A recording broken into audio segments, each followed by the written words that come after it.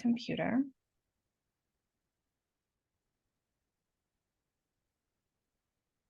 There we go.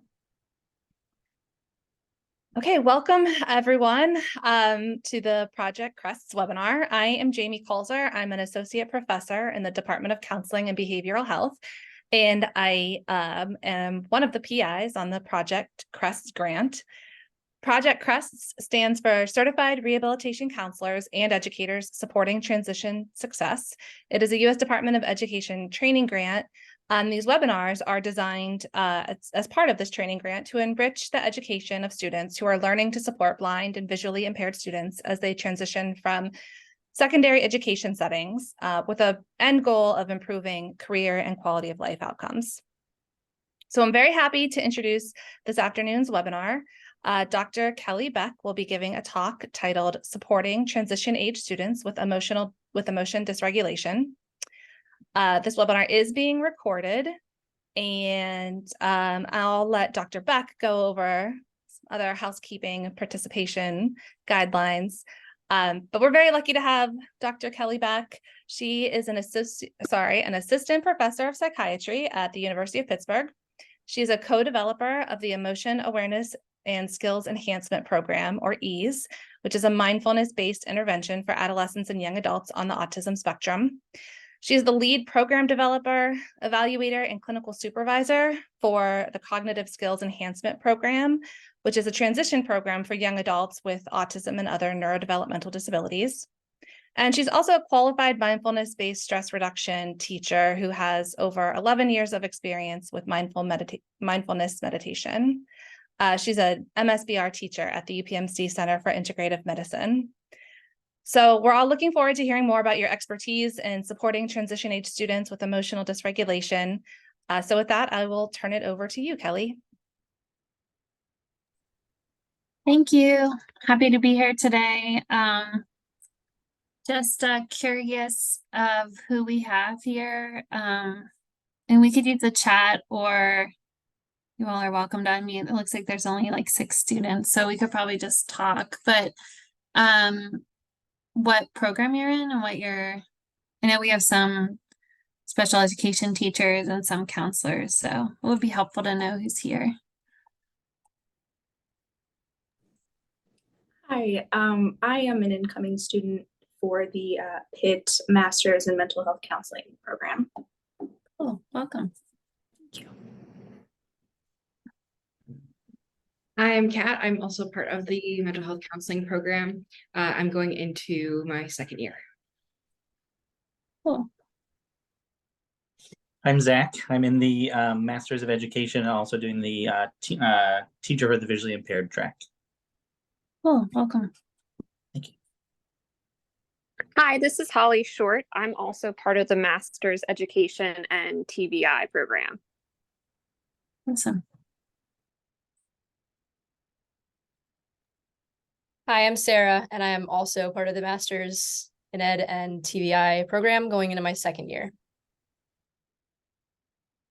Oh, welcome. Hi, I'm Danielle. I'm also in the TVI program. Awesome, welcome. And for Zach, Holly, Sarah, and Danielle, are any of you like currently teaching or in the classroom already? I'm not currently in a classroom. I've been in classrooms with students with visual impairments. I work as a materials specialist, so I produce adapted materials. Cool. I am not in the classroom. I'm currently I actually work at Pitt as an academic advisor for the undergraduate studies. All of my experience is in volunteering with an organization called Envision Blind Sports. So I got to work a lot with students or athletes with visual impairments, but never on the classroom side of things. Cool. I am not in the classroom. I'm currently an administrator. I was a teacher for 16 years, not with students with visual impairments, more of students with disabilities and emotional behavioral disabilities. I'm currently I'm starting a new position next week, actually, in the school district of Philadelphia as a curriculum specialist. Good luck. Bet you're getting all your ducks in a row then for next week. And then Holly, are you currently in the classroom, or I guess I'm it's current- summer, but Uh, no, I'm currently working as an orientation mobility specialist. So I'm Okay. not in a classroom, but I'm taking the kids out of the classroom. cool. You have a great group of scholars here, Dr. Colzer and McCarthy. So thanks for joining. Brittany and Kat, I assume you are not working in the school system right now, or? No, not in the way that that others here have. I work for Pitt at the counseling center, Oh, but cool. just I'm an administrative assistant. So Cool. thank you. I'm not currently in the school system, but the private practice that I'll be interning with this fall does do some one-on-one support inclusion within the school system. So I actually will have a client that I work with in a school setting. Oh, cool. Awesome. I was kind of hoping we'd have at least one counseling student that was gonna be working in a school too. So awesome. Well, I can get started, I guess. But I do want to say that I have lots of slides and activities prepared. I'm more prefer to do discussions and activities to learn concepts than just talk at you. So that's why I was asking so much about what you all are doing, so I can help make all these activities relevant. And also I'm excited. Oops, I'm not screen sharing, of course. Hold on. I think there's like, they make memes about that now, like 3 years later, people still not sharing their screen, right? Okay, here we go. But also, like, if you're just really curious about things that aren't in the slide, like I don't have like a ton on specific therapies to do on emotion regulation for clients, for those of you that are counselors, but I'm happy to talk about that because that's sort of my whole expertise, and I'd be happy to like elaborate more. So I have a lot of content prepared and then a lot of time planned for just discussion and talking about things as we go. So supporting transition age students with emotion dysregulation. Some of the examples today actually are maybe even younger than transition age too, but I thought that we'll be talking a lot on emotion dysregulation for sure. So we'll start off with an activity. The didactic portion of today, I'll talk to you about what is emotion regulation. How do you identify problems with emotion regulation in the classroom or in a clinical setting? It might be a little bit more clear in like a one-on-one counseling setting because you'll probably be working on that, but we can talk about signs of it. And then we'll also talk about more practical ways of prevention of problems with emotion regulation, and also what to do when someone's experiencing emotion dysregulation in front of you. So I thought we would just start with a warm-up. If you can pull from some of your experiences, it's okay if you're not currently working in a classroom or in a one-on-one, therapy situation, but maybe you could just generate one scenario where you were generally unsure of what to do with someone that was experiencing emotion dysregulation. I mean, it can even like be a family member, you don't have to tell us that part, but just we're going to try to pull up a personal example where you're unsure how to help somebody who is having trouble managing their emotions. And we'll come back to it a few times throughout the class today.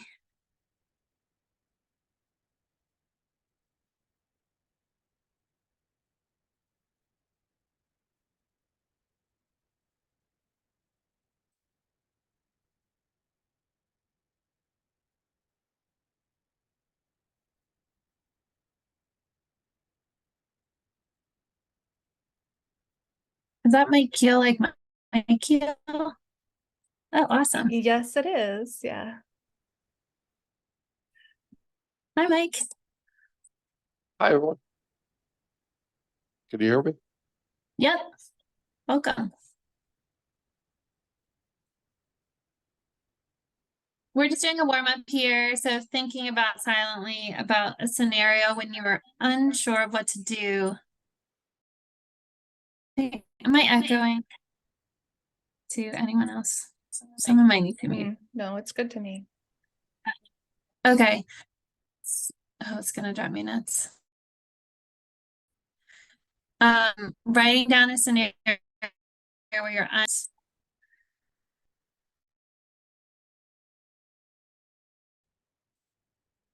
okay. C. Gonna move on from here. We'll come back to that. So just keep your example in your mind or so I'm really excited to share today some activities that we just finished like Friday from our school project called Schools Unified in Neurodiversity. And so we're going to try out some new things that we've developed. It's a team of therapists and educators and individuals with a variety of disabilities that are working on a series of professional development trainings for educators. And a huge focus of our training will be on emotion dysregulation. So we have some cool activities, and I thought it would be fun for you all to get first peek at them. Where the teacher is telling the student it's time to work, and the student says, I don't want to. And so I want you to think about what behaviors are you seeing in the child, and what behaviors are you seeing from the teacher? And then what might you try to do? So take a minute to think about it, and then we'll either unmute or share it in the chat.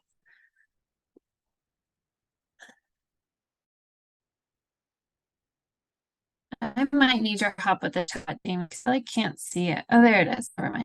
Now I can see it.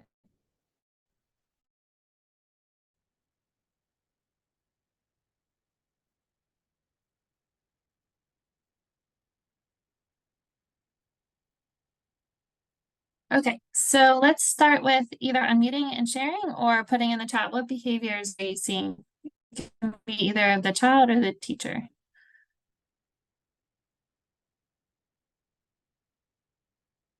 And there's no like trick right answer. I had just written down that you're seeing resistance from the student and a sort of unspecific direction from the teacher. Mhm. Great, good job, Kat.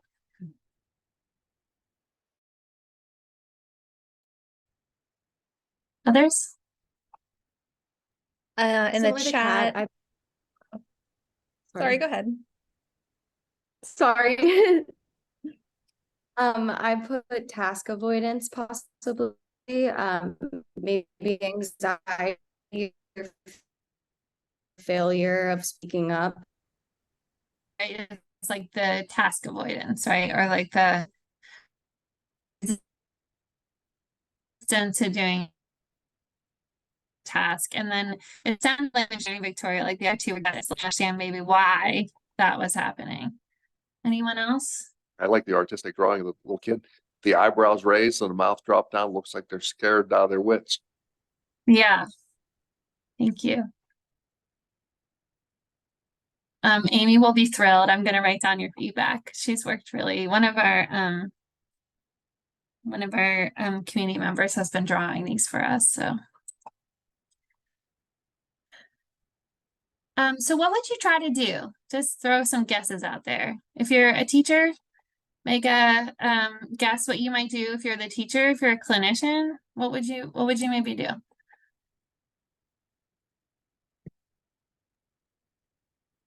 I used a lot of first then, so that the student knows that there will be a preferred activity after they finish the work, but the work has to be finished first.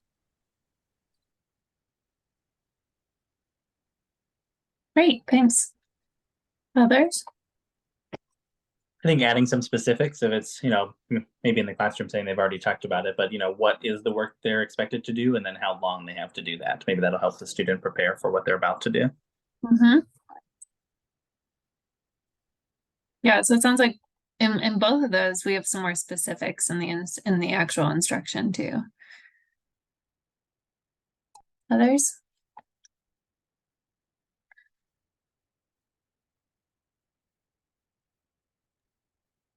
Let's get one more. Guesses of what you might try to do. Doesn't anyone want to know why it doesn't want to work? Ah, I knew I could count on you, Mike. Yeah, that's going to be the theme of today too. We'll keep talking about that. Okay. We're going to do one more. This is another scenario. This would be, this is supposed to be like a high school student, so more in the transition age.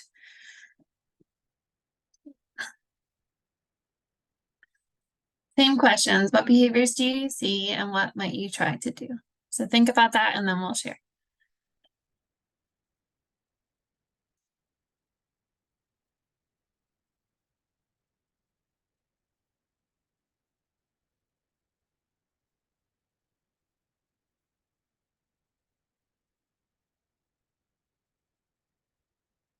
All right, so what things stand out to you in terms of behaviors for this student? I think the behavior I noticed right away is that she's like in her brain saying she has to focus. So I wonder if she was focused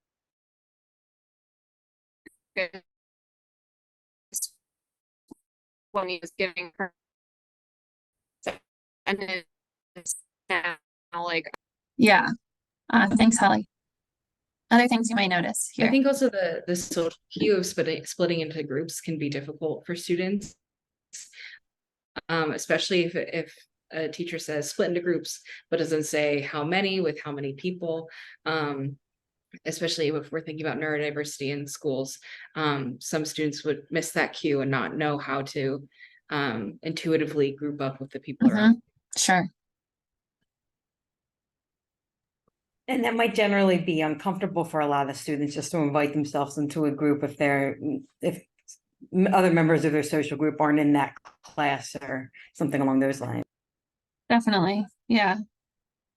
Thank you, Daniel. And what is she doing?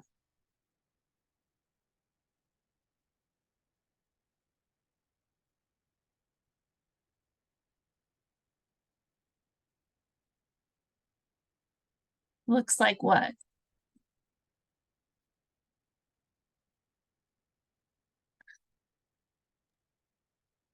Is that a device of some sort?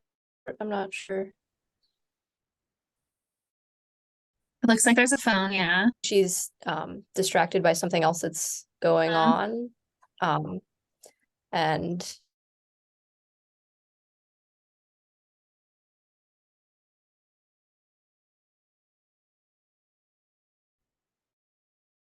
so they're added. So Great. You guys are doing awesome with this. Thank you. It looks like she's just sitting there, right? She didn't join a group. It doesn't look like, right? She's sitting there with her phone and the teacher is like, what is happening? So what would you maybe try to do if you were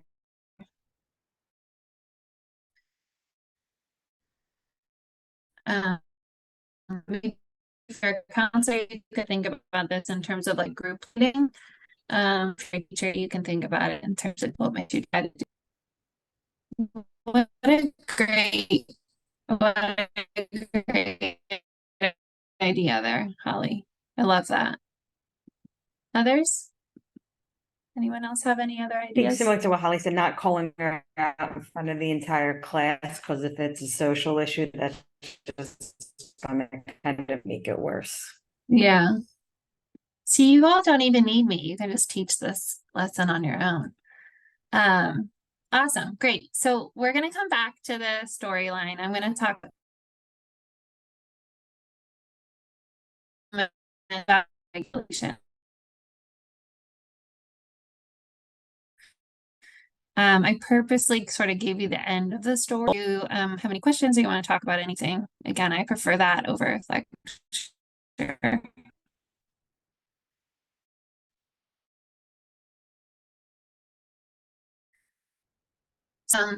This is probably a review to everyone, but what is emotion regulation? They're processes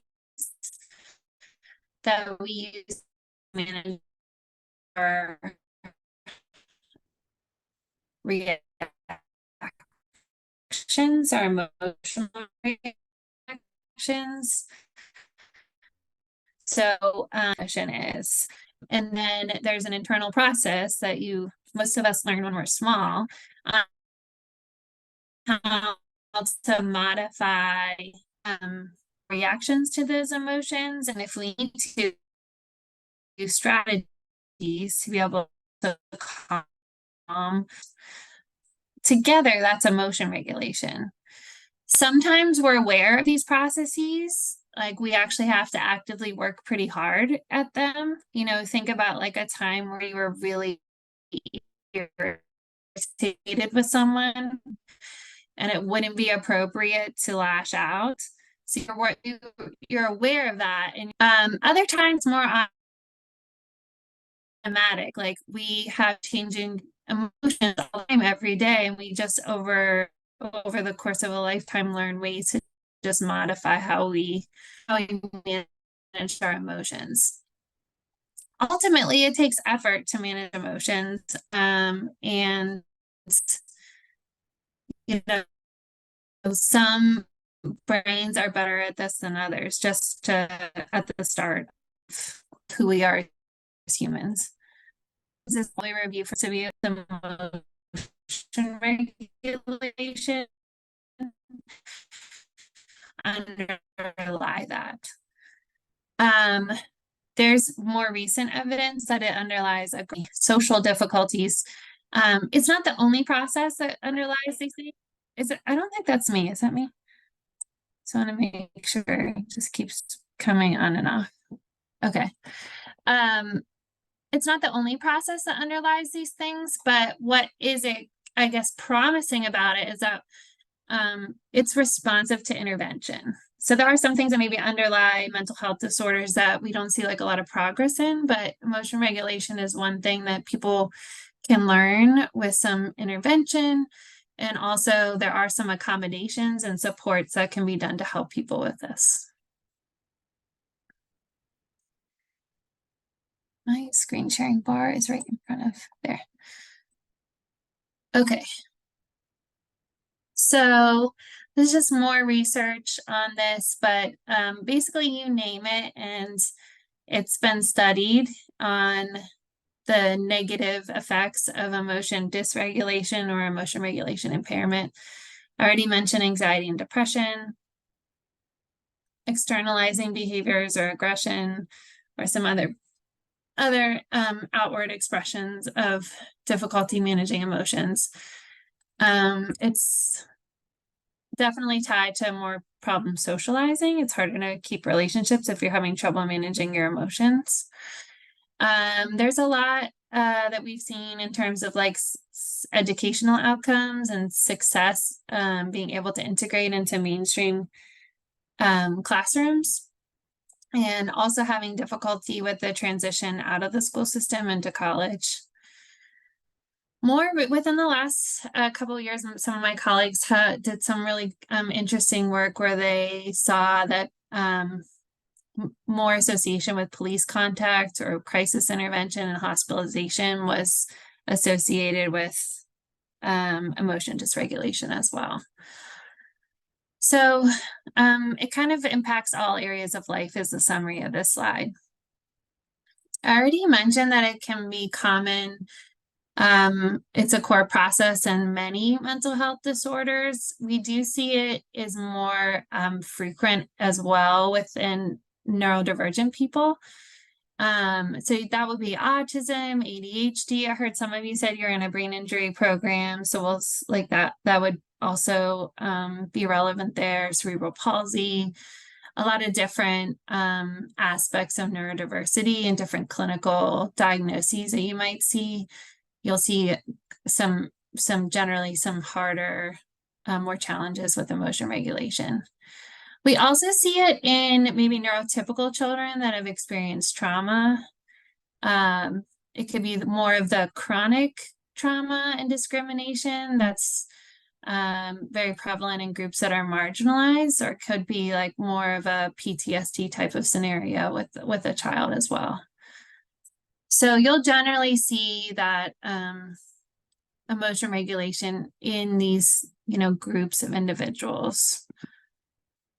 Which in a counseling scenario, that's going to make up a lot of various caseloads. So it's very relevant to so many counseling students, but also for teachers. When you combine like the prevalence of neurodivergent individuals with trauma and marginalized groups, you have quite a number of people within a classroom that this would be a relevant challenge for them. So I'm going to pause the talking there, and I thought it would be good to hear what people wrote down to start the class off. What was your, anybody had a scenario clinically or in a classroom where they were unsure of how to support someone with emotion dysregulation?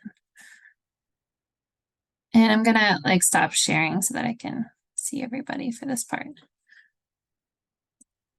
And I'll put it in the chat.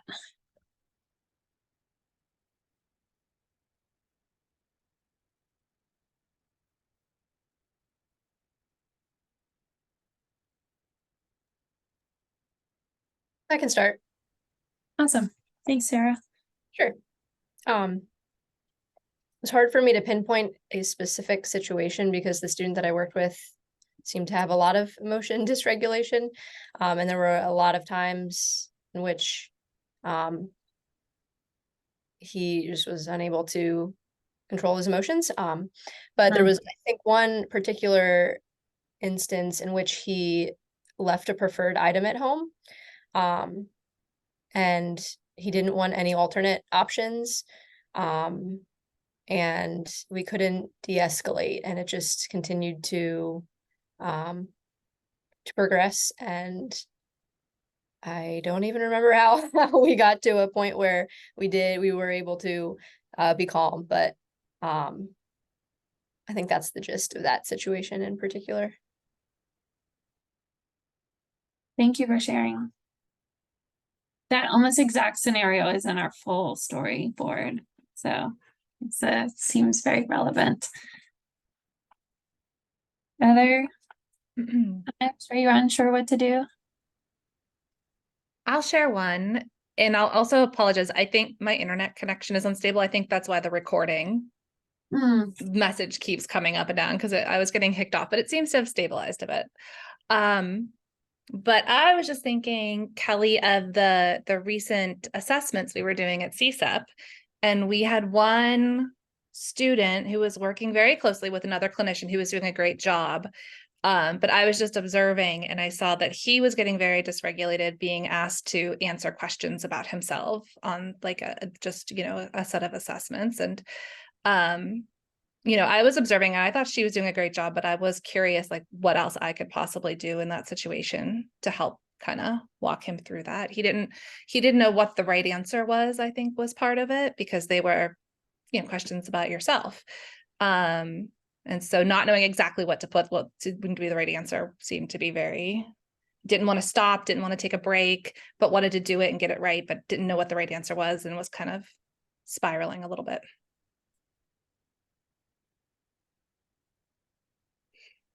Great example. Thank you. Any others? One that I had written down was with a client that I've been working with at my practicum site this summer, that is similar, I think, to both what Dr. Kalzer and Sarah shared, of a young boy who is becoming more dysregulated by redirections as we're working with him. And when he becomes escalated, can get more physical with the staff that are trying to de-escalate him. And so that kind of verbal piece of it, of how to non-verbally keep someone safe and help them regulate their emotions.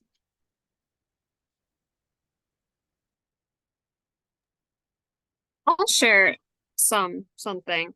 I feel like I've been very fortunate in that whenever a student is kind of getting, the emotions are starting to build up, that because they're known to have these, I normally, and again, very lucky to have additional support, either their one-on-one or their para, or, if they're very dysregulated, even like, their behavioral team. So I feel like I've seen a lot of different ways that someone addresses it, but I'm kind of always take a step back and watch, and I feel like very like, oh, should I be helping? So it would be nice to kind of learn more about all of this, so that even if it's best for me to just stand back, I at least have the confidence that that's what I should be doing. And it's not like there's anything else that I could be doing to help the situation. Yeah, sure.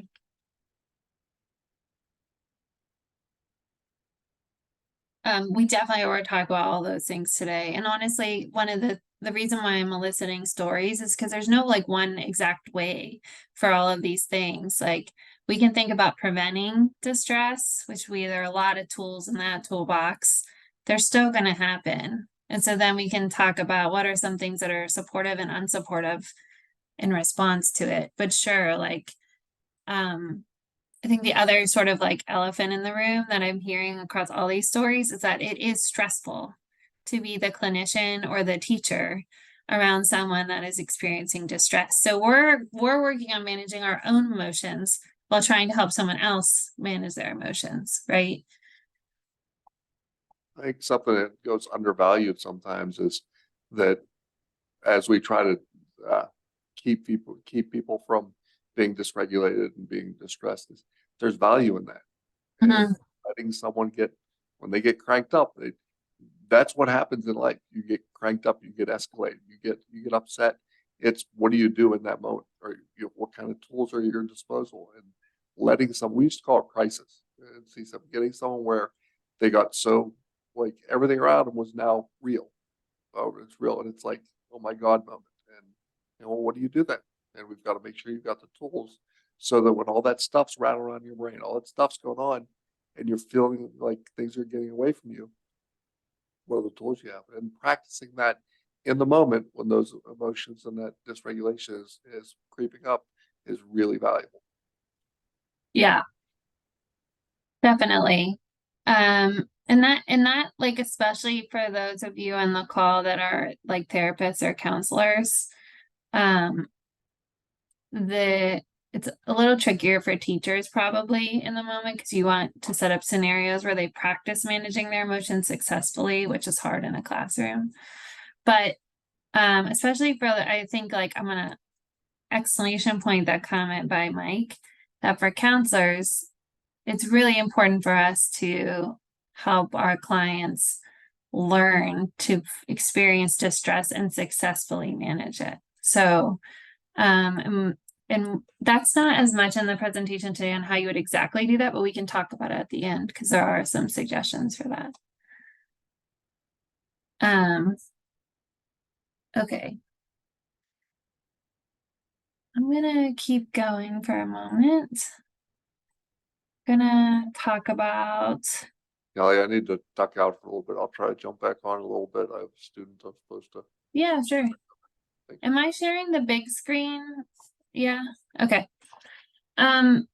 So I wanted to talk about just a moment here. Why are we seeing, so my area of expertise is autism. So you'll see autism in a lot of these slides, but I think I mentioned earlier that it's more common in neurodivergent individuals. Why is that the case? A lot of research is happening across the world to answer that question, but we have enough to think that these are some factors. There are some neurobiological reasons, like differences in how our brain connectivity works. For those individuals with sensory sensitivity or overload. So you might, I'm sure like many of you know, sensory sensitivity is very common in autism, but it's not just autism. Like cognitive overload and sensory overload is very common in traumatic brain injury as well. So there's a lot of other conditions not specific to just autism where this is a factor. When that sensitivity is going off or when someone is overloaded, their ability to manage emotions is almost non-existent. And so one of the things we'll talk about later is one of the prevention techniques is to help people manage their sensory overload and their cognitive overload. I'd be remiss not to mention unsupportive environments. So the world is not set up for neurodivergent people. And so these folks walk around all day having to manage a lot of different environments and sensitivities that are just it's not designed well for them. Alexithymia, if you all have heard of that. So that is difficulty recognizing and understanding your own emotions. You'll see that a lot in autism, but in some other clinical groups as well. So if you ask someone like what's wrong and they cannot tell you, I don't know, or they're not able to explain or really even know what's going on with their emotions, that is something called alexithymia. And no real like amounts of therapy is going to like change that a ton. It's just going to be something that they really struggle with. And there are ways to like sort of teach around it, which I can talk about, but that's a factor because in order to manage your emotions, you have to know that your emotions are starting to get really strong. And so if that's something that is just your brain is not good at noticing, it's going to be harder for you to manage your emotions. Let's see, differences in expressing your communication of emotions complicates other people noticing when they need to help you. And that starts as young as like 2 or 3 year olds. 2 or 3 year olds you start to learn emotion regulation when you're a toddler. And usually it's by support from adults. And adults, when they notice a toddler's having trouble managing their emotions, they come over and do what we call co-regulation. They come over and they help that person. I see you're upset. They find a preferred object. They help them calm. They may hug them. There's lots of different things. But when you have a person or a child that isn't able to show that outward expression of emotion, or they maybe have like blunted affect, or they don't show it outwardly, then an adult is less likely to come over and help them learn to co-regulate. And then another thing that we see is, rumination. If any of you have heard of perseveration or rumination. So there are sort of strategies that people pick up as they grow on how to manage their emotions, and not all of those strategies are helpful. So sometimes we think of the word strategies as like a positive word, but some strategies are like suppressing emotions or ignoring them. So sometimes that could be helpful, and other times that can just make it build up and explode worse later. So these are some of the factors that we see in a lot of those clinical populations that we would say are like more neurodivergent.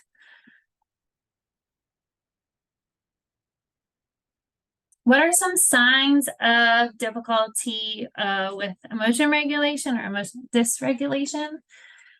It sounds like from the stories, you all know exactly what this is, but here are some ones to maybe highlight. So when I explain this to like kids that I work with, we talk about like they're like a rocket ship. Your emotions just take off. They go from 0 to 100. And really, sometimes it feels like it's out of nowhere. Adults, it might be like, you might hear someone say like, I saw red, or they just all of a sudden were so angry that they didn't really know what happened. It can be like stuck. Have any of you worked with like a client or a student that they're talking about something that happened 6 months ago that was really hard for them, and they're just really stuck on it? that's a sign of someone that has like an emotion dysregulation challenge. Let's see, difficulty calming oneself down or calming down with the help of others. Some that you might not necessarily think of right away when you're thinking about emotion dysregulation is like the difficulty up regulating emotions, which means like the difficulty feeling positive emotions. Or it kind of looks more like depression for those of you that are counselors.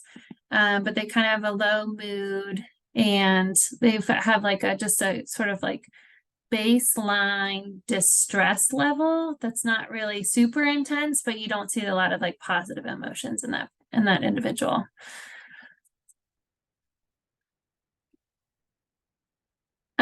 Some words that you might hear kids or adults talk about related to emotion dysregulation are meltdowns. And like I pretty much have taken temper tantrum out of my vocabulary and replaced with meltdown because I think the more that we learn in the science about emotion regulation, the more that I think the more appropriate term would be like meltdown. But because I think sometimes temper tantrum implies like a choice. So a meltdown would be, this is not someone's choice. Their system and their brain is so overloaded with emotions that there's like really nothing that they have in their repertoire to be able to calm the situation down. And I think it was maybe it was Sarah that just shared about the boy with the less preferred object, and it took a lot of effort to calm him down. Was that you or is that Holly? Yeah, Sarah. Okay. So this person's totally overwhelmed. A lot of times if this person also is like neurodivergent, there's some sort of sensory or cognitive overload as well. The person can become out of control of their actions. They may scream and cry, become aggressive, destroy things, run away. There's oftentimes like a lot of shame involved in it at the same time where they know what they're doing is bad. They can't stop it. And so that's when like throwing a consequence out to them usually makes it worse because they're so upset they're doing it to start.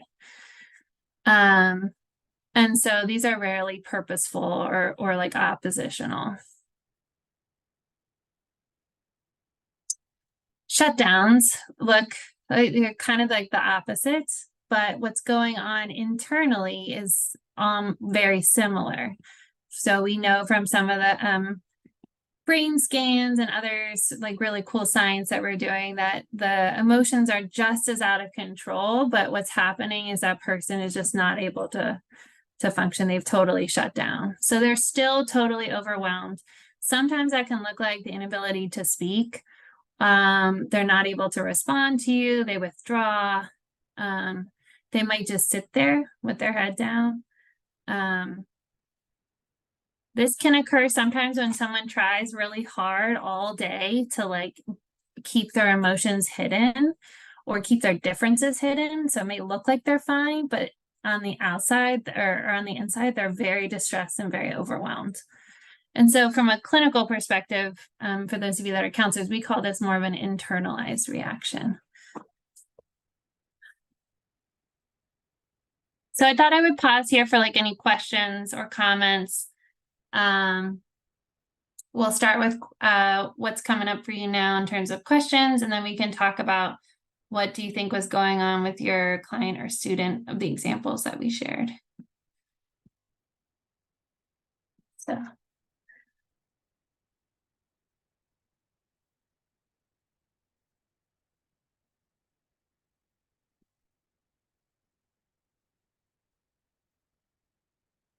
Put it in the chat.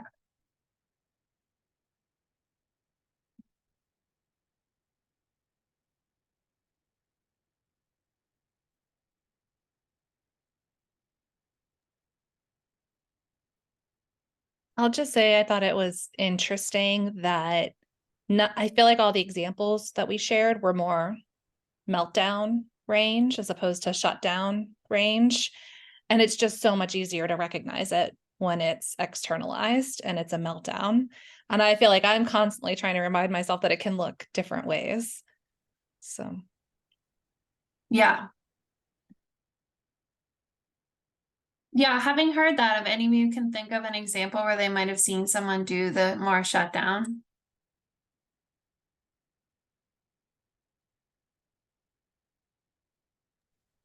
I remember as a teacher, sometimes students would just, put their head down and then no matter what you do, how much you're talking, their head's just down, complete, just shut down. So just giving them that space afterwards. So that would be an example of more of the internalizing type of reaction. Yeah. I'm really glad you mentioned the space because I think at least my impulse when someone has their head down and they look distressed or not responsive is to go over and just keep trying to help, right? That's usually what the impulse is. And then as Danielle shared, actually I think the solution is space. But it is kind of counterintuitive from what you would like instinctively do.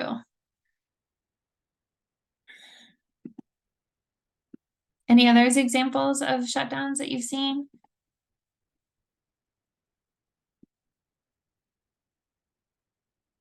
I've seen it a lot in group counseling over the years, where like just you'll see someone kind of withdraw from what's happening in the group. And it sort of starts just little by little. And then as you're saying, Danielle, it can look like putting your head down and whatnot as they become overloaded. But I agree with Jamie that it's hard to, or sorry, Dr. Calzer, that it's hard to notice at first. All right, I'm gonna go to our activity.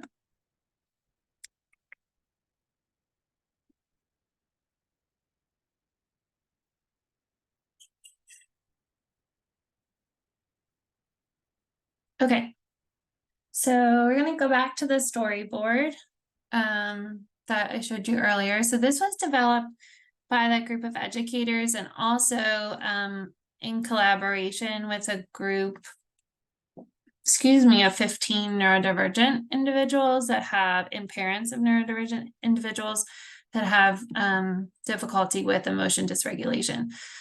So we kind of combined all their stories into one example, and this is just to be able to like use it as a learning tool.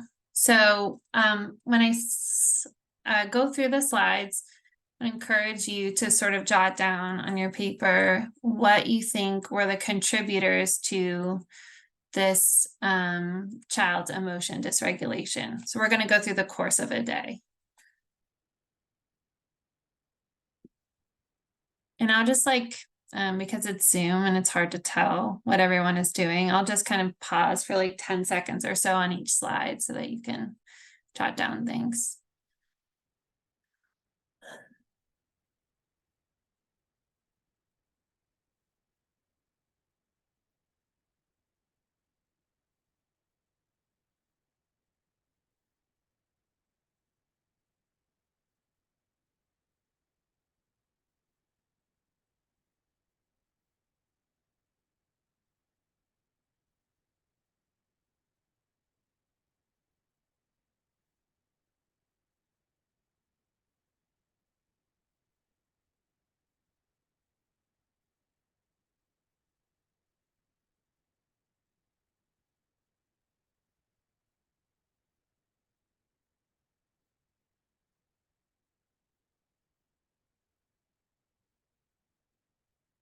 I'm going to comment that our artist worked for hours to create a little like pseudo Pokemon character that's not actually a Pokemon character. So for copyright purposes. So I'm just bragging about her here.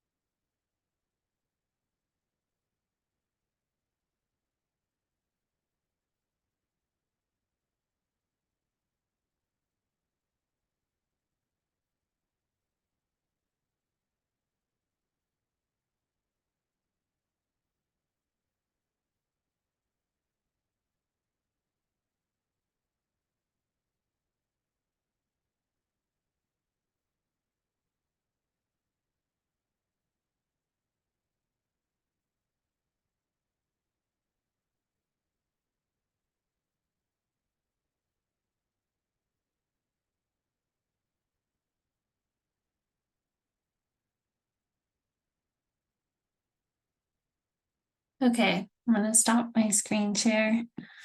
So what did everyone write down? What's coming up for you with the story?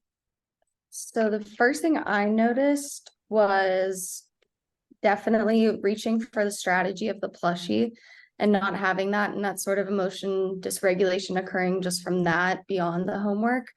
But also the scale on all of the pictures, you could see his scale was starting to go from like a 7 to a 10. And then once that new sort of activity was introduced, you could see all of his thoughts in the background saying, but I did my homework, but I just forgot it. So he had all of those thoughts running through his mind, and then he was completely escalated, being told to calm down, which never helps usually. So, and I thought it brought an interesting context to that last picture of, no, I don't want to do my work, because all of these things prior had led up to that. Yeah, definitely. Thanks, Victoria. Others? I noticed, and I have to say your artist is fantastic, but the first thing I noticed was that first picture where, you know, the bus was there and he was walking up, excuse me, walking into the bus. And I don't know if this was on purpose, but she left out the driver. So instead of him walking onto the bus and you see like a driver and other students, it seemed like he was walking into abyss. And then the next one was he wasn't even sitting next to anyone. So I think he just kind of started off the day feeling very alone and already kind of overwhelmed. Right. Yeah, great noticings there. Going off of that, I had written down the bus just because the bus can be such an overwhelming sensory experience for kids. And he did eventually, like, you know, we had talked about rumination and those cards where there's so much font behind him saying like the internal monologue of ruminating on what's going on. That there was also some, like, it's so bright, it's so loud, of that being something that's like, you know, definitely not helping in making that scale get higher and higher.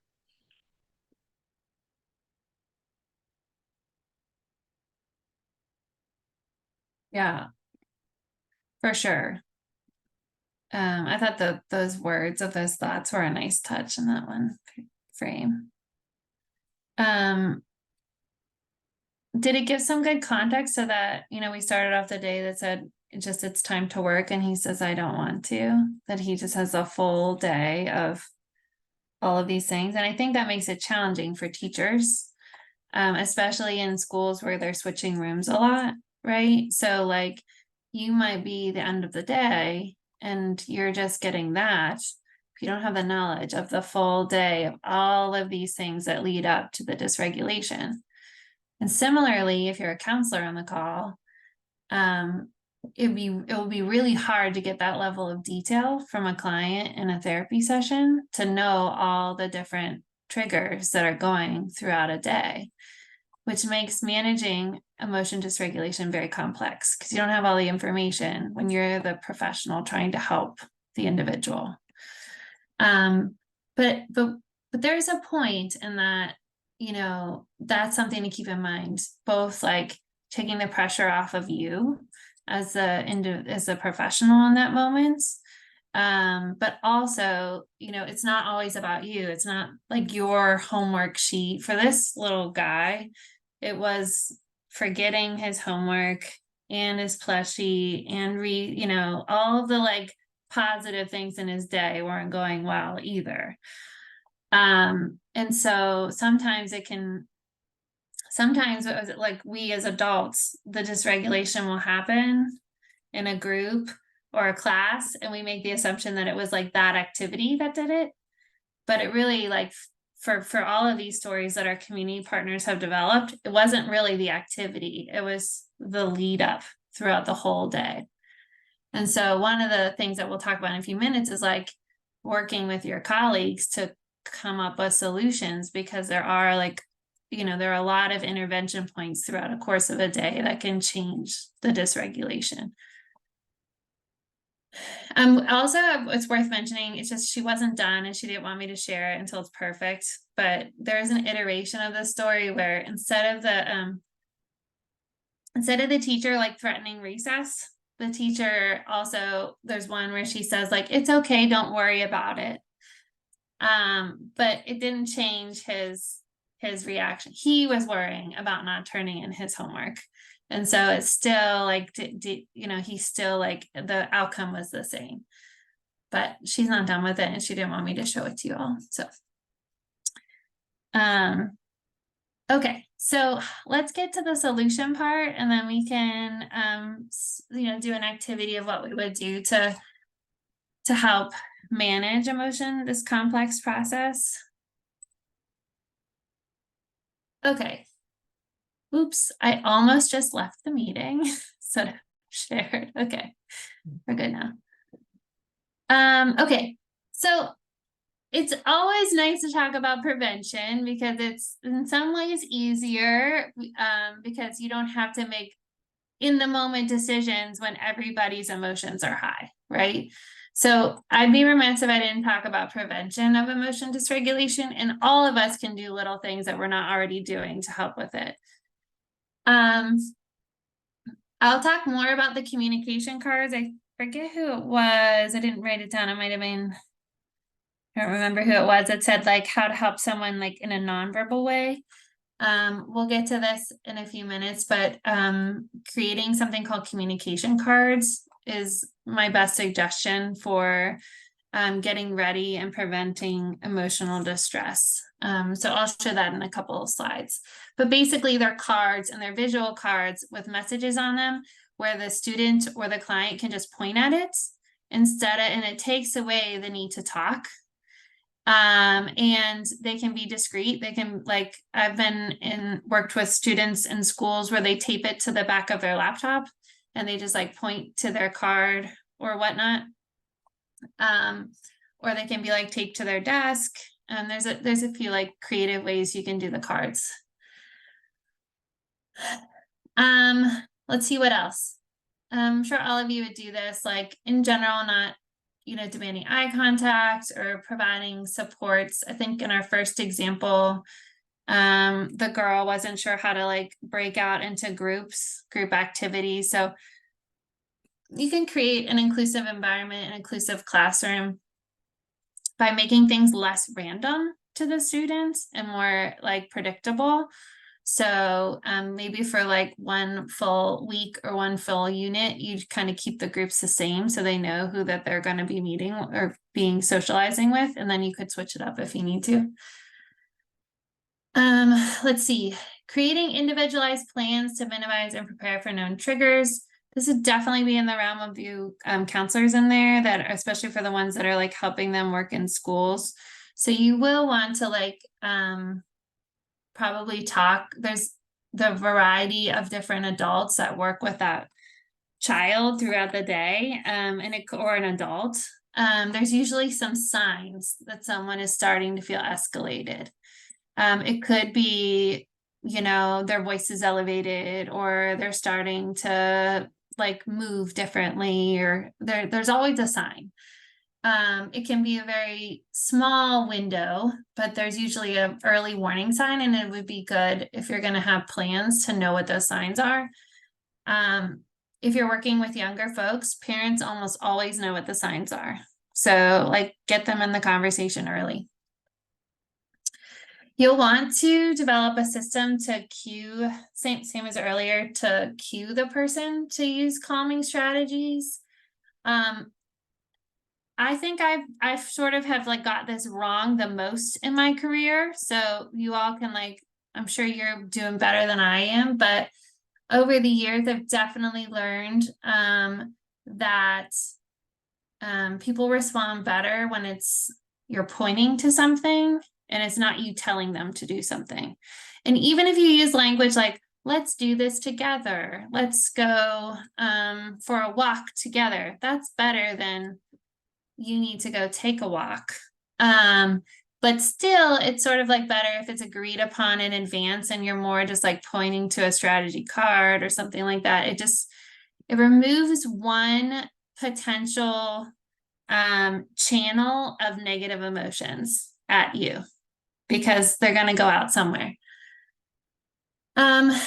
This is Also this one right here, this identify 1 to 2 strategies a person knows well to use, is like probably the thing I see that people mess up the most, is trying a new strategy or a new calming technique when someone's already upset.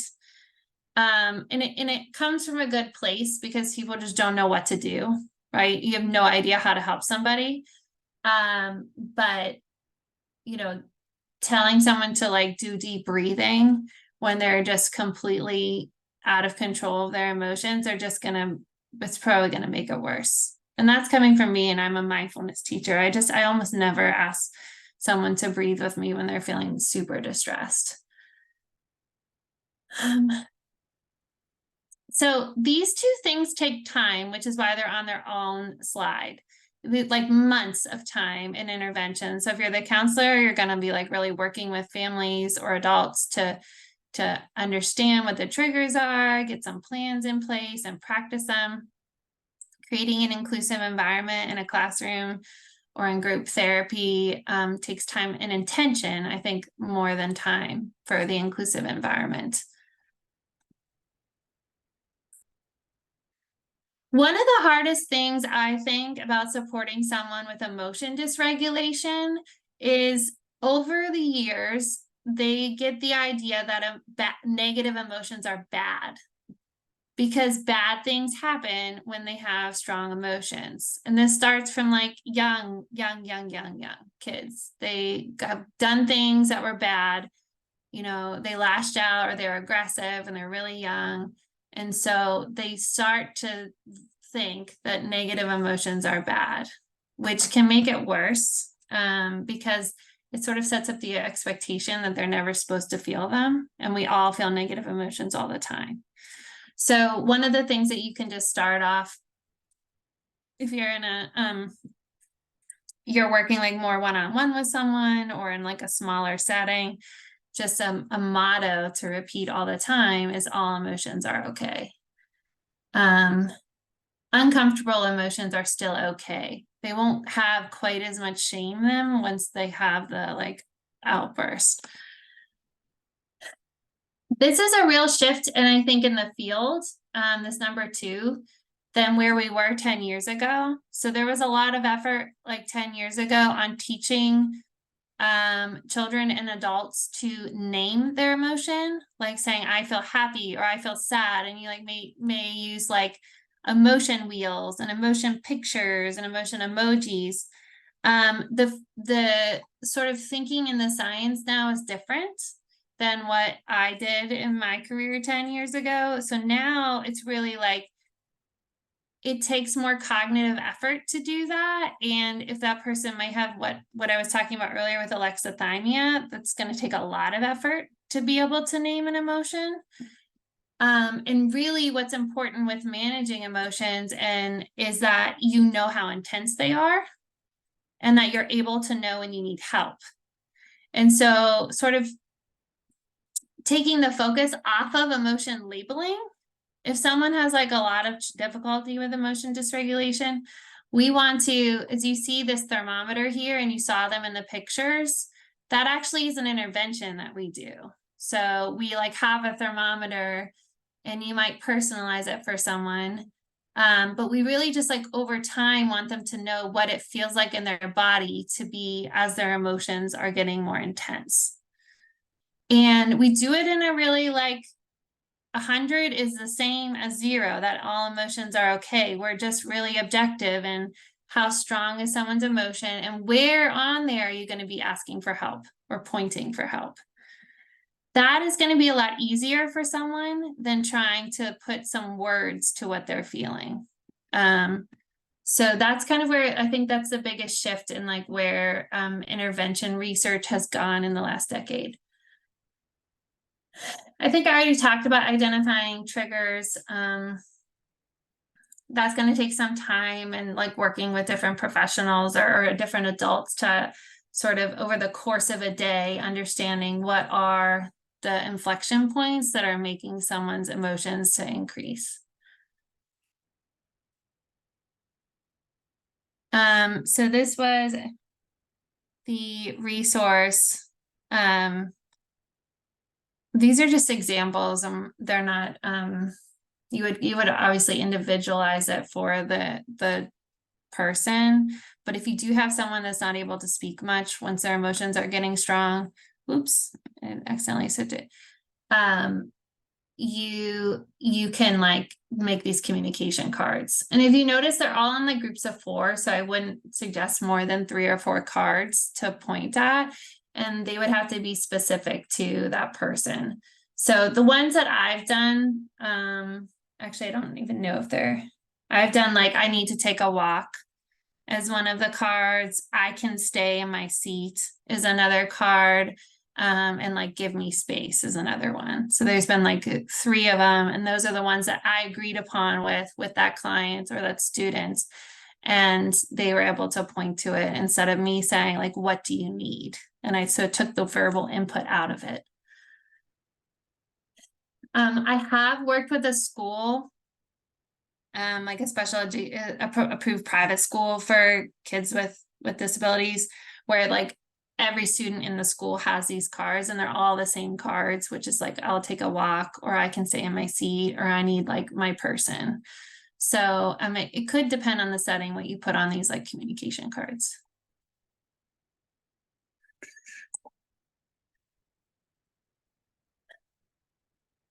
Okay, I'm gonna pause there. Any comments or questions on prevention? Maybe some of you have tried these things and want to share like how it's gone for you.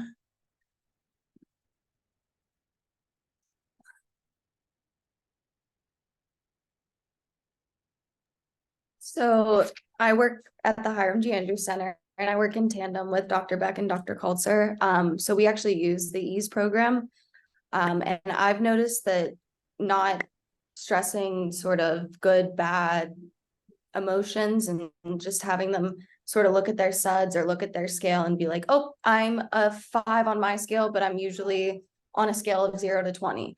It's sort of just more helpful for both the clinician and the client to identify what their stressors are, why they might be there. It kind of, like we were saying earlier, it just provides more context to their sort of needs. Thanks, Victoria. It can be more helpful, I think, to do the intensity than like, I'm feeling angry. Because I think when someone says I'm feeling angry, you're trying to like solve or understand. And it for me, as a professional, it's easier for me to just know how intense things are.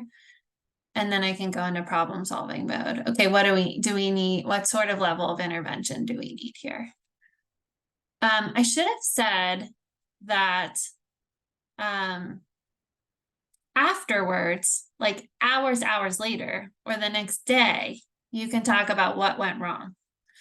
But that doesn't really help us in the moment when these things are happening. And so that's why we do the thermometers or some sort of zoning of how intense emotions are. Because in the moment, the why isn't really relevant until someone can calm down enough to like do what they need to do. It's relevant later, but it's not super helpful in the moment.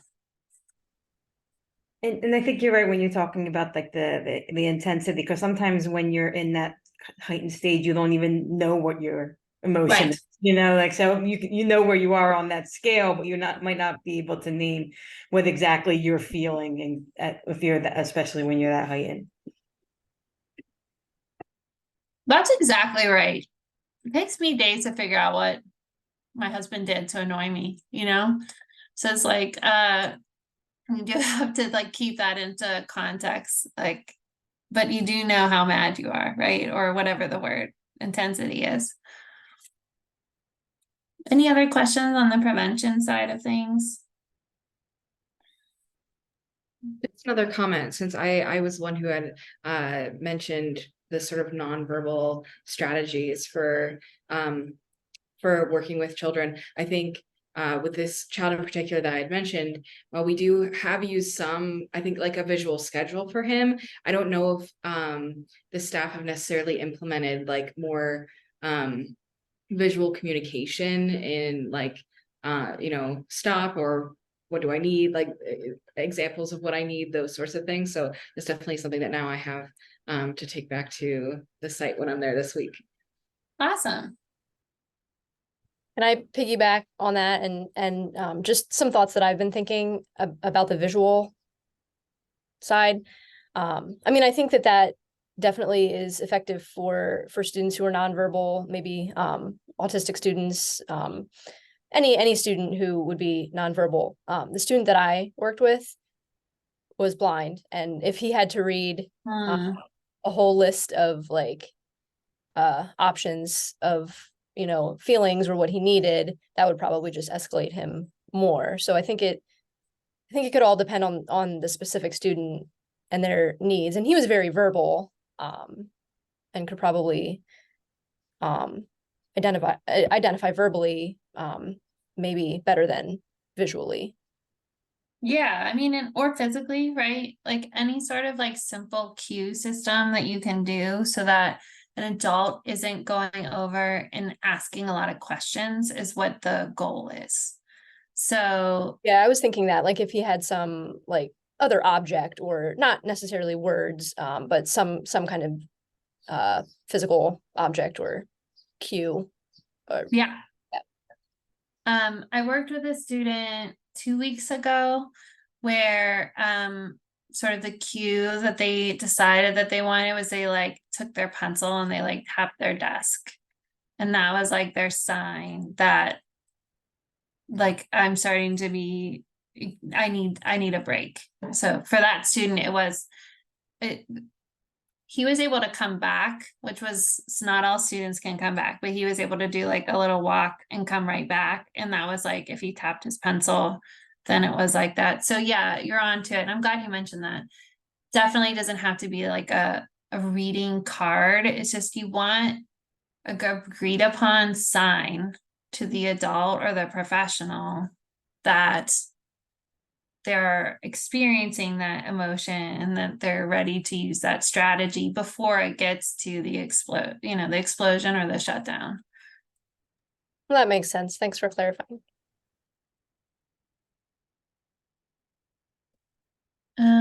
Okay, I'll go into the helpful do's and don'ts. Helpful and unhelpful, I guess. Okay. So we already talked about having a plan in place is helpful. The second one is really important, but it can be more difficult because it depends on the environment. So identifying a safe place to go to for that individual, potentially to like calm down or get some time and space. So that's going to take some coordination for whatever the scenario is, whether you're in a school, if you're a counselor trying to help somebody in there, you would want to try to make sure they knew where they were going to go in their house, where they were going to go at work. If they're an adult and they're working, where are they going to go in the school? It doesn't have to be really fancy. It's more the idea is it would be somewhere where it's away from the overload. So it could just be like a small, quiet space. And then of course, you have some issues in a school of like how that would occur. You'll want to helpful to reduce environmental stimuli. So generally there are some individuals that like music as a calming technique, but in general, you'll want to sort of like turn down the lights, clear other people out. I think someone had mentioned that they were feeling a little unsure when things got out of control and they weren't the one providing the intervention. There doesn't need to be a lot of adults helping someone calm. Really, like one person is enough. So if you're ever feeling like I'm not doing enough when someone's in a lot of distress, you really kind of just want one go-to person to help that individual, and then the rest of the people can like clear out. Sitting quietly next to a person, I think trying to hear the visual signals or communication cards, trying to take out take out like cognitive decisions in whatever that it is that you're doing. So trying not to ask a lot of questions. If you are gonna sort of like escort someone a certain way, you wanna just like minimize how much you're talking, and you don't want to do a lot of like, are you okay? A lot of peppering with questions is gonna maybe escalate the situation further.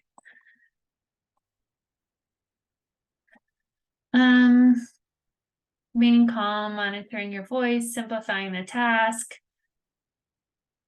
I think one thing that is worth highlighting on this page is that someone can sort of calm down and be able to like re-engage in what they were doing, which is the goal. But just as you, as the professional, to kind of know in the back of your mind that that person may not be totally calm yet. They might sort of like be calm enough to re-engage, but they might be on high alert. Like you'll see someone then just kind of like pop back up, and it will happen again quickly if they haven't like totally calmed down yet. So usually like for that reason, we like recommend you process the situation the next day or like several hours later, just because it can be easy to just like dysregulate right again, depending on how intense it was. I think the hardest thing that is not asking a lot of questions. And usually they're really well-meaning questions like, what do you need? How are you okay? What's wrong? Things like that.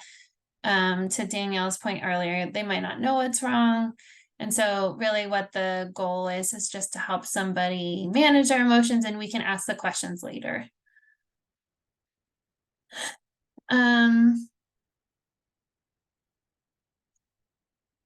It feels like worth mentioning, don't tell the person they need to calm down is worth highlighting, because we all do it instinctively, but nobody likes to be told to calm down, but somehow we all say it all the time. So that's another thing to maybe not say. Another thing I try to encourage people to try not to tell people to relax or just breathe. In general, if someone's like super distressed, movement can be a little bit more helpful. Like, let's go walk together. Have more success with that sort of strategy than like sitting and trying to do like a breathing thing. This one is more for parents, but many of you work with parents. You'll want to try to not make consequences, positive or negative, that are contingent on calming down. So like, if you calm down, then you can watch your movie. Or like, even if it's a positive one, it can actually like sometimes make the shame cycle or make it a little bit harder for them if there's like extra pressure on the calming part. The last one is very like adult, child, person dependent, whether or not physical contact is helpful. This is helpful to know like in advance. If someone likes a hand on the shoulder, or if you're working with younger folks, a hug or something, if that's appropriate in your professional role. It's sort of like hit or miss with the physical contact part. Okay, I'm gonna stop here and I'm gonna put something in the chat. If I can figure out how to do that. I thought what we would do next is go through that story and just brainstorm some positive intervention points. What are some things that people could have done through the day to help that boy from our story?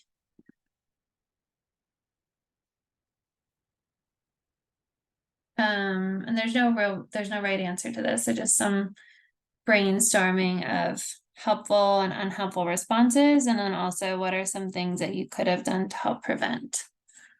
And I put it in the chat in a PDF because it might be easier than me scrolling through. You can see the frames.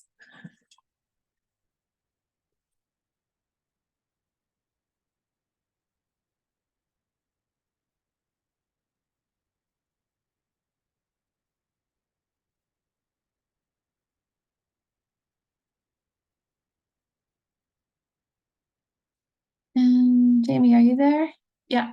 Okay. I think I will if it's, see, 1, 2, 3, 4, 5, 6, 7. Maybe we'll make like 2 breakup breakout rooms with the students and they could just create Yeah. some positive responses to this boy scenario. Sure. I know I said I could do that quickly, but It's never now I quick, have which to is why I'm asking you remember to how do to it. do it. There we go, breakout rooms. Um, 1, 2, 3, 4, 5, 6, 7. Okay, I'm gonna open the rooms now. I think we could just give them a couple minutes, so. Okay.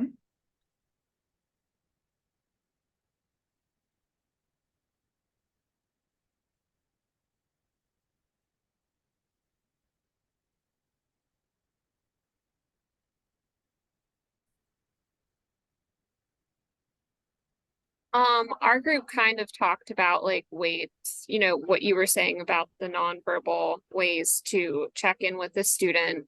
And I had mentioned that I've heard, because again, I'm not in a classroom, of teachers that have like cards for when the students first get there in the morning, and it's like a red card, a yellow card, or a green card. And that way, you know, that all students are doing it, so no one is kind of put on the spot, but it just kind of gives the teacher an idea right off the bat, the morning of like how everyone is feeling. Kind of be proactive about that. That's super cool.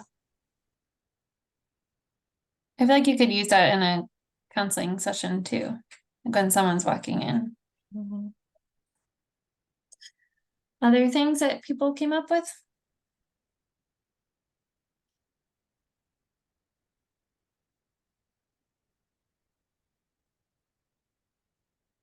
We had talked about how like in this situation, that there wasn't a lot that an adult could really do, in that he was already, so many things had happened that, you know, his teacher would not have understood like how his day went, but that it is the responsibility of like of the teacher, of the counselor, to have like a keen eye towards dysregulation, and also, you know, to respond with openness and reassurance when you're seeing that someone is not being able to follow a direction in that moment, giving them the space to describe what's going on with them if they can, and not immediately going to you know, the thought of they're not listening, I, you know, the power struggle of I told you to do this, those sorts of things. Mm-hmm.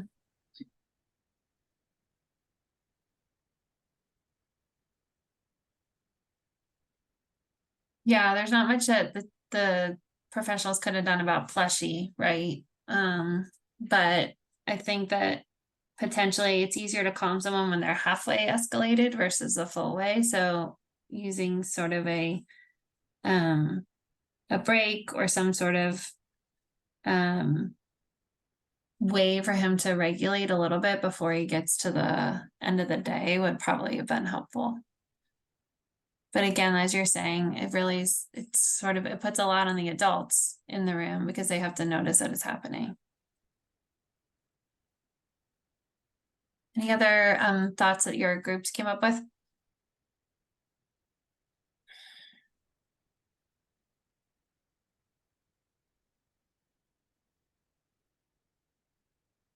Okay, so the last part that we thought we would talk about is if you could I was just debating if we should do it in small groups or the large group. If you could, maybe we'll do breakout groups one more time, Dr. Calzer. If you can go back into your breakout groups and talk about this scenario. If this child was blind or visually impaired, what would you do differently? What would what other contributors might have been added to this individual's day as well that would contribute to emotion dysregulation? So we'll talk about contributors and also what would you do?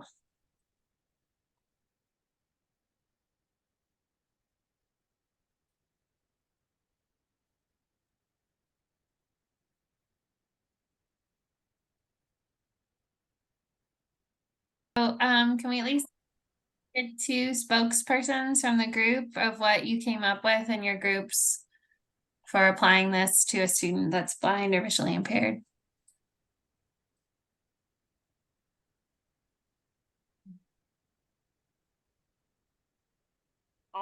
I'll say what we talked about. We did acknowledge that there's like countless other things that could be happening to that student with the visual impairment. I used the example of one of my students have to have their noise canceling headphones on the bus. And so instead of, you know, their little Pokemon plushie, if they had forgot those headphones, that would have started my student on like a completely different level and would have been really easy to escalate something. But then we all kind of agreed that, you know, with any student in your classroom, every student's different. You're going to have, you know, slightly different communication methods with each student. So it's all about just finding out what works best with the student with the visual impairment. So we wouldn't necessarily do something drastically different for that student. It's just, you know, the same thing, trying to find what works best for that student. And yeah, and I think Zach and Danielle, if they want to chime in, they had they worded it better than I did, so. I think you did a great job. Yeah, we were just saying, you know, the only thing that we really thought that could be different in terms of interventions would be how that like we said, how that communication piece plays out depending on the individual student need. I'll share. Oh, sorry, Zach. Okay, you're good. I'll just share what Kat had said about a student with blindness or a student with low vision might already have developed some self-advocacy skills because of that impairment, or we would hope that they would be able to develop some of those skills to be able to ask for assistance when needed and things like that. So maybe incorporating ways that they can also advocate for their emotional needs. They might already have a little bit of a basis to be able to do that. Not always, but, and I had also said, I think students who are blind have, because of missing that sense, they would have, you know, reasons to to maybe feel strong emotions because they're not understanding what's going on, you know, in the world around them. So I think a lot of them probably have tendencies to escalate. And Kat, if you want to clarify what you were saying about self-advocacy and whatnot, that'd be great.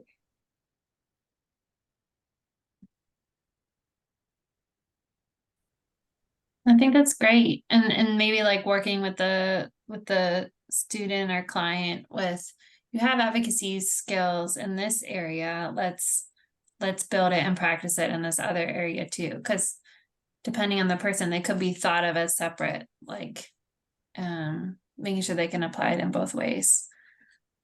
That's very creative. I like that idea, group. Anything else that came up? No? All right.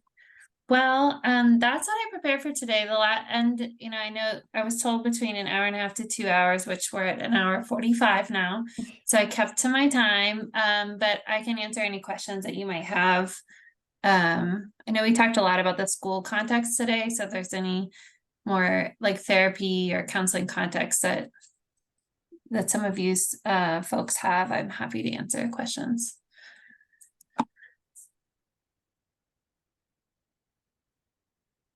I shouldn't have said we were done, because then it's like, no, my question is gone. No. But thank you for having me here today. I'll stick around if someone has a question that pops up. Okay, thank you so much, Kelly, and thank you everyone for your attendance and time and attention and participation. Thank you. Thanks. Yes, thank you.